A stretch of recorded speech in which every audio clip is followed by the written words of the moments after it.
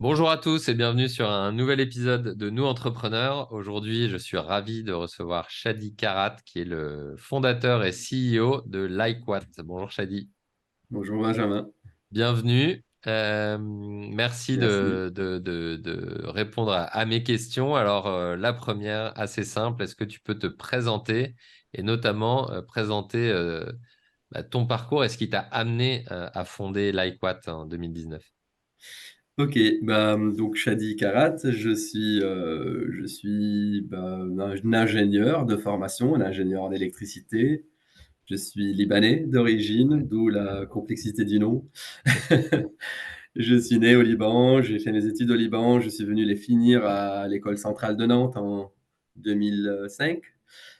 J'ai ensuite fait un doctorat en énergie et en automatisme, en contrôle automatique, donc Ouais, comment mettre, on va dire, de l'intelligence dans les systèmes. Et puis ensuite, j'ai commencé à travailler particulièrement sur tout ce qui est énergie encore plus particulièrement l'énergie électrique depuis donc le début de ma carrière.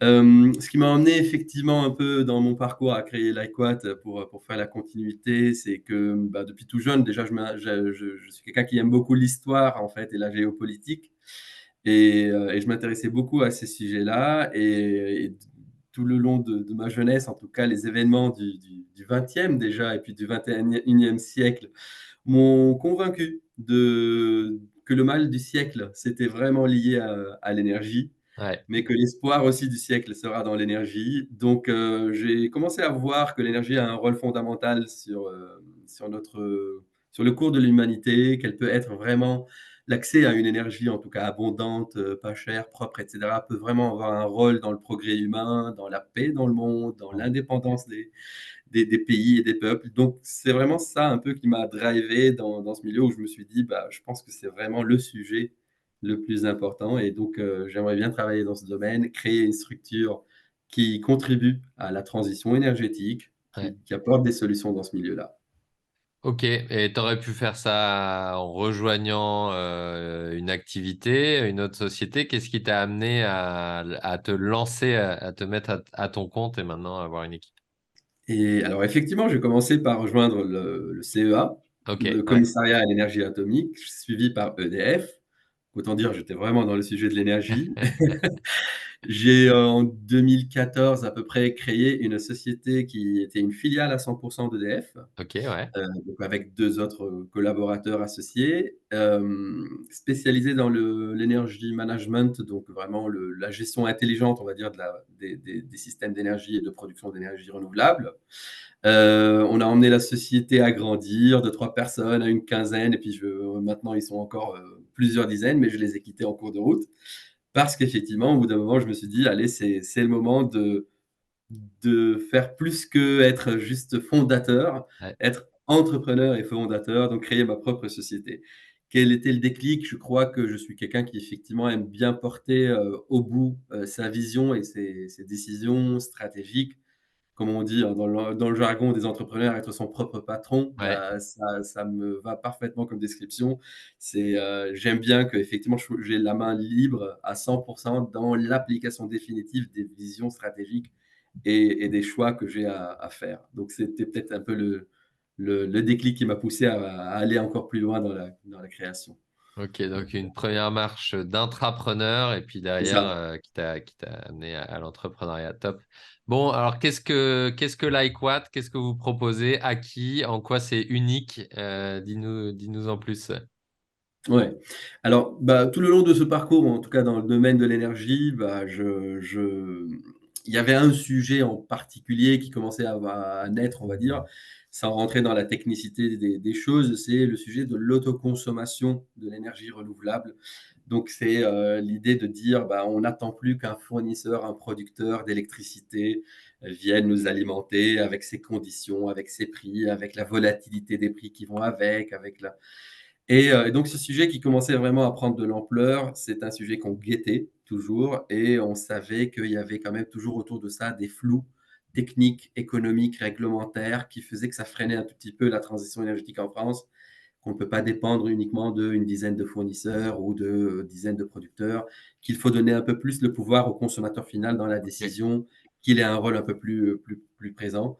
Et donc, c'est dans ce contexte-là que Liquat a été créé pour développer un logiciel Mmh. intelligent qui finalement aide des gens, experts ou non experts, à maîtriser entièrement le sujet de l'autoconsommation pour étudier un projet, dimensionner d'une manière optimale, avoir des résultats tangibles et représentatifs de la vérité sur les aperçus techniques, sur les aperçus économiques, sur l'ensemble de la solution et le tout en 2 clics, 3 minutes. Voilà, c'était vraiment la promesse que Liquid voulait offrir à tous les utilisateurs qui peuvent être experts ou pas. Et c'est dans ce contexte-là donc qu'on a créé, ce logiciel en travaillant avec des laboratoires, en travaillant avec, des chercheurs de Lyon, rattachés au CNRS, à l'INSA et cetera et puis, bah, avec des partenaires comme, Pulsalis qui était une société d'accélération de transfert de technologie, enfin qui Mmh. est une société d'accélération de transfert de technologie ou Incubator qui est un incubateur spécialisé dans le digital dans Lyon. Donc on a réussi à monter une belle équipe pour vraiment commencer à pousser ces algorithmes intelligents basés sur l'intelligence artificielle et qui permettent d'aller très rapidement vers des solutions optimales que seuls des experts aujourd'hui peuvent vraiment faire pendant des heures de travail ou des jours de travail. OK. Alors, est-ce que tu peux aller plus loin sur qu'est-ce que tu vends à qui? Parce que tu dis expert, non expert. Est-ce qu'on parle de quelqu'un qui a sa maison à la campagne et qui se pose la question de mettre des panneaux solaires sur son toit? C'est ça? Ça n'a rien à voir? Je suis complètement hors sujet. Si, c'est ça. Si, c'est ça. En fait, on a 2 versions. Une OK. qui a ce monsieur qui effectivement a sa maison en campagne et qui, tout simplement renseigne son numéro du compteur Linky sur la plateforme logicielle en ligne, OK, génial. et clique sur un bouton et donc ça part en moulinette et ça lui dit: «Voilà combien tu consommes, voilà combien tu payes comme électricité aujourd'hui, voilà comment elle est répartie cette électricité entre lundi, mardi, dimanche, à OK. quelle heure, et cetera et voilà les solutions les plus rentables, les plus optimales, la taille qu'il te faut, la OK. plus adaptée à ton besoin, le temps de retour sur l'investissement, en 5 ans, en 6 ans et cetera, tu vas pouvoir amortir et voilà la richesse que ça va te générer. Donc elle existe cette solution-là et la solution principale de socle sur laquelle on s'est basé pendant les premières années, c'est le même logiciel mais adapté à des gens plus sachants et qui vont, eux, venir configurer en finesse combien coûterait un panneau d'électricité, quel est son rendement dans ce cas, qu'est-ce que j'aimerais avoir comme résultat si je prends ce choix ou ce choix, si je mets mon installation en leasing ou si je vais plutôt chercher un prêt, un emprunt pour un investissement. Hmm. Donc disons, c'est juste une question après de la dose de finesse qu'on va mettre dedans. Il existe une version la plus simple pour les vraiment pas experts, une solution très simple, mais pour les professionnels. Et c'est un logiciel d'étude qui leur permet à eux d'aller faire les études, du coup, dans ce cas-là, pour leurs clients tertiaires, industriels ou particuliers. OK. Si je résume ce que j'en ai compris, ça veut dire que moi, en tant que particulier, je vais pouvoir aller faire une simulation en renseignant mon compteur Linky. Euh, et après, tu vas me recommander des installateurs éventuellement. C'est ça le business Alors, model, un porteur voilà, d'affaires? après effectivement, cette solution plutôt légère, elle a différents business models. Soit effectivement, on va la pousser directement auprès d'un installateur et donc Ouais. c'est en marque blanche qu'elle est utilisée dans son site internet. Soit effectivement, on va la pousser plutôt, directement depuis notre plateforme à nous et donc dans ce cas-là, on va ensuite rediriger le lead en l'occurrence vers des installateurs partenaires. Ça, c'est par rapport effectivement, encore une fois, à la solution simplifiée. Mais sinon, encore une fois, la base de notre solution, c'est le logiciel complet qui lui-même est utilisé par les installateurs et c'est eux qui font en toute autonomie Hmm. la même démarche. Ils Ouais. renseignent le numéro de compteur de leurs clients et ils font leur étude en 3 minutes, mais d'une manière ficelée par rapport à leur scénario, à Ouais. leurs données, à leurs Ah, hypothèses. ouais. Donc, soit c'est un modèle d'apporteur d'affaires, soit ça aide les Moi, c'est un installateurs abonnement à faire SaaS. leur Voilà, devis et rapidement à exactement. prouver quelque part à leurs C'est ça. prospects que, ils ont intérêt ou non à installer, quel type d'installation, etc., etc. Exactement. Ok, Exactement. tu parlais d'autoconsommation, j'imagine que ça prend en compte la revente aussi. Enfin, Oui, c'est- oui, pour ceux qui connaissent un peu le milieu. Donc, en fait, l'autoconsommation, c'est l'idée de mettre effectivement quelques productions locales basées sur les énergies renouvelables, de pouvoir alimenter sa propre consommation, d'où le terme autoconsommation. surplus, on parle de surplus qui peut des fois ne pas correspondre pile poil à la consommation ou aux heures de consommation. Qu'est-ce qui va se passer avec ce surplus-là? Soit on va installer des batteries, du stockage virtuel ou d'autres mécanismes qui vont permettre de stocker et de décharger dans d'autres moments où la consommation va revenir, soit effectivement de revendre directement cette électricité sur le réseau et de bénéficier des tarifs d'achat. Ok, bon, très clair. C'est quoi ton ambition avec LikeWatt?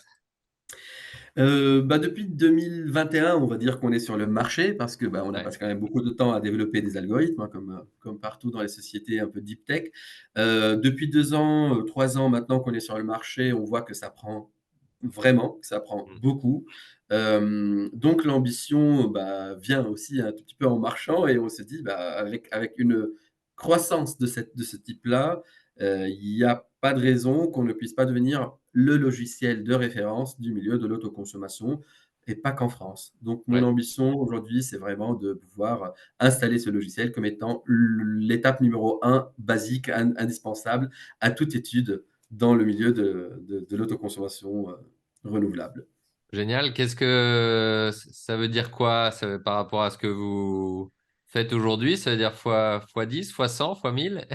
Ah, oui, je pense, x100 c'est bien. Allez, on va prendre Ok. l'intermédiaire.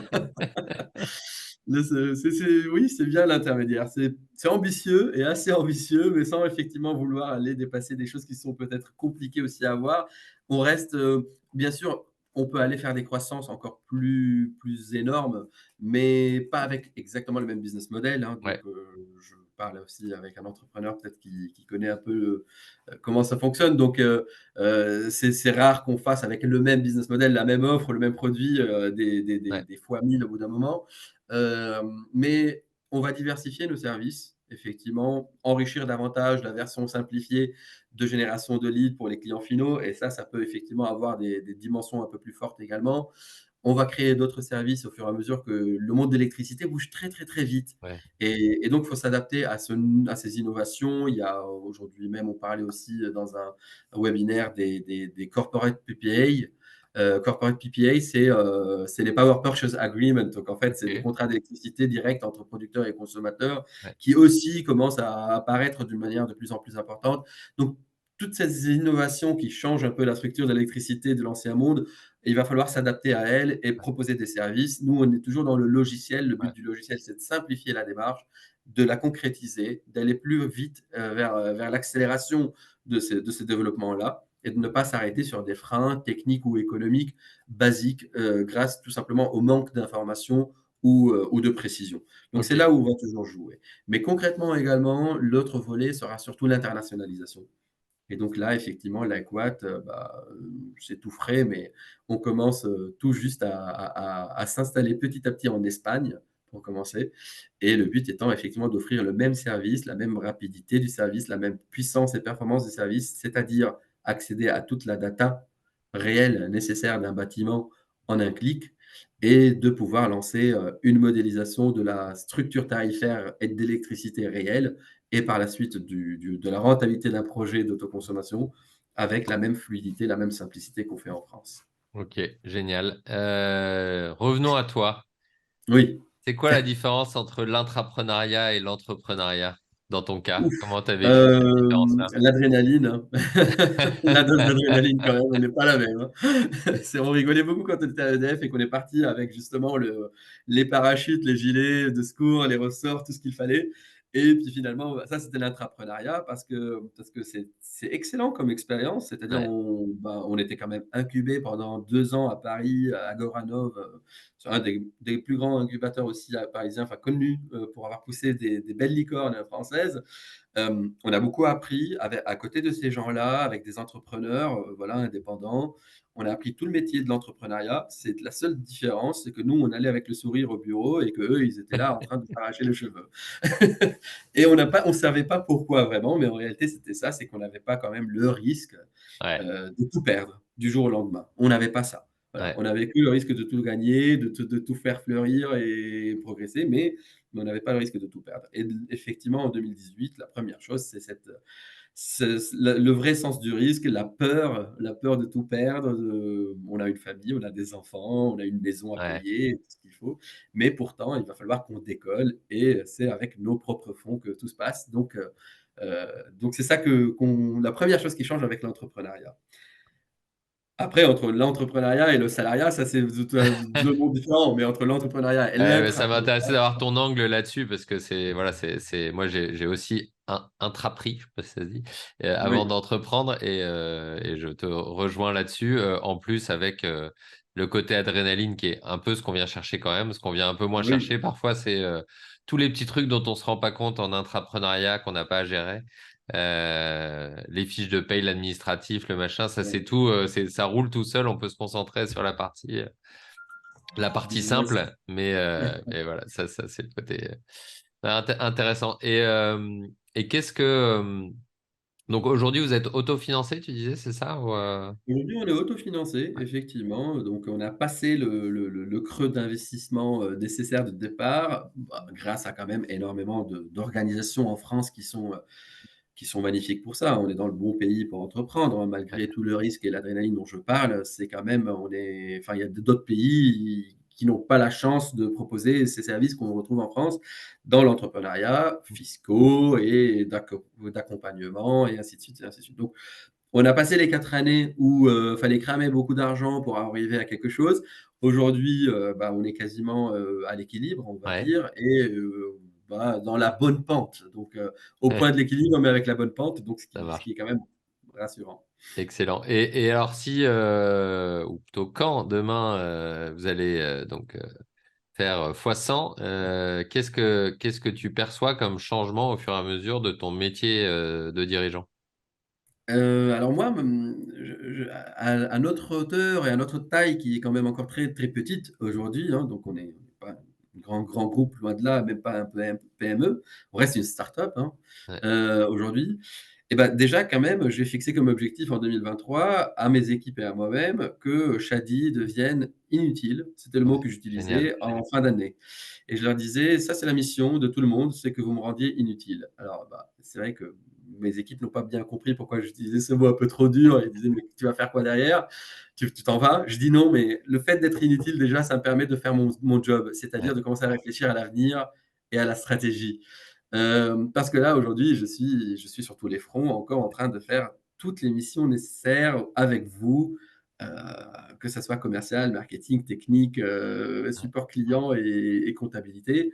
Et donc, il va falloir qu'un jour, effectivement, je puisse me libérer pour vraiment réfléchir à de nouveaux axes de ouais, développement et à la stratégie. Donc, si on devient 100 personnes, oui, bah, pour moi, enfin, 100 personnes et qu'on fasse fois 100 plutôt même, pour moi, c'est mon métier va se transformer de plus en plus à, ce rôle-là que ouais, j'attends impatiemment et qui est de devenir inutile opérationnellement parlant et faire progresser, développer la société, aller vers de nouveaux axes de développement, acquérir de nouveaux axes d'activité, et cetera. Donc je saurais bien m'occuper, je pense, dans ouais. l'iQuat. Est-ce que je compterai rester? Oui, je pense que je m'y plais tellement aujourd'hui que je n'ai pas d'autres projets tout de suite à court terme à entrevoir. J'aime bien le terme d'inutile. Moi, j'utilise beaucoup le terme de dispensable, mais inutile, il a une charge émotionnelle Je suis allé un peu plus loin. ouais, j'aime beaucoup. J'aime beaucoup. Top. Et pour ça, à ton avis, c'est quoi ton prochain apprentissage? Mon prochain apprentissage, je pense que j'ai beaucoup appris dans le métier de l'entrepreneuriat et bizarrement, il me manque quand même une compétence personnellement en moi, hein, donc c'est pas le cas de tout le monde, hein, c'est vraiment le mien, c'est le management en fait. Ok. C'est-à-dire que, bah, je suis pas si mauvais que ça, mais je continue de voir que je suis moins mauvais que sur les autres axes. Je suis très bon commercialement, je suis très bon techniquement, je suis très bon financièrement, Ouais. mais je suis pas le meilleur manager en réalité pour pouvoir savoir déléguer, faire confiance à 100%, pousser les compétences et rendre justement cette Comment on machine, devient inutile si on délègue autonome. pas? C'est ça C'est l'enjeu. Ouais. ça, c'est que voilà, bah, j'ai fixé cette mission Donc et tu t'es en même engagé temps, en je fait me suis aperçu tu t'es engagé envers tes équipes en disant il faut que je devienne inutile. En fait, tu te parlais à toi-même, c'est ça? Oui, oui et aussi à eux en espérant qu'eux, ils me montrent tout seuls qu'effectivement, ils sont là capables de prendre le relais et j'ai Génial. compris, c'est là où je me suis rendu compte que j'étais un mauvais manager, c'est depuis que j'ai fixé cette mission, je me suis dit: «Ah oui, mais effectivement, ça demande beaucoup de choses, de part et d'autre pour arriver à le faire» et donc c'est d'être un bon manager et de faire confiance que la société, aujourd'hui, c'est facile quand même, mais demain, quand on est fois 100, ça veut dire on est 800 personnes. Ouais, Heu, Comment je fais? Effectivement, c'est sûr que c'est pas moi qui va aller gérer, heu, quiconque, voire personne et donc il faut que je fasse à 100 confiance ouais, que, cette personne-là qui est la directrice RH, elle fait entièrement son métier avec la même conviction, la même motivation, le même engouement que et engagement que le mien et pareil, le directeur commercial est en train de le faire de la même manière comme si c'était moi-même encore le directeur commercial de ma société. Et pour atteindre cette situation de confiance absolue dans l'engagement que chacun de mes salariés va pouvoir mettre dans la société pour faire son travail, je pense que c'est ça qu'il faut que j'apprenne encore. excellent, génial. Est-ce que tu as, on est sur un format très court, c'est toujours très frustrant pour moi, mais c'est comme ça. Ouais. Je pourrais échanger avec toi pendant des heures, je pense. Est-ce que tu as un appel à l'action, une actualité, quelque chose que tu veux partager ou notre communauté pourrait t'aider en tant qu'entrepreneur du Rhône, voilà, avec toi, ta boîte.